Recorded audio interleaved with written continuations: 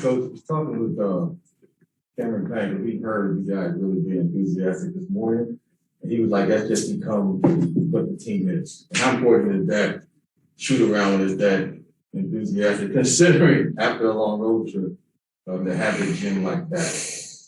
I mean, we always talk about player development being the backbone of our program, but I would say that the spirit and the joy is also a huge part of it, and not allowing anything to affect it is something we've tried to implement from day one. It is important that guys love coming to the gym and understanding what we're trying to do and how hard it is, but also having a great spirit while we're in the gym. Curious in terms of Indiana, they've come off two huge wins, like the Lakers and Warriors. A little short-handed, but what are you seeing with them adjusting to that? I mean, there's a tenacity about the way they play. They played through Sabonis a lot, and now you're starting to see a lot of their guards on offense attacking the basket and just violent cuts to get shots. And they have some guys who can, put the ball down and get to the basket. They also have guys that most people hadn't heard of that aren't afraid to make plays. And, this is a team that our guys understand what they just did. We also understand that we just played a tough game at their place too. So, and they run some different defenses at you.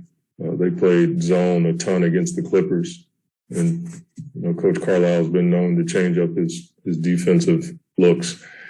They did a number of things in pick and roll on Chris and Book, and we have to be ready for that. So there's just a few things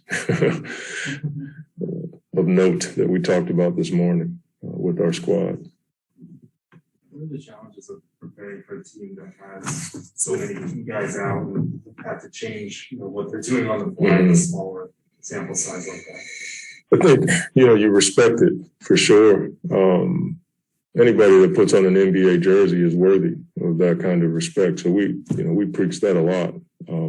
Guys who are in this league can play.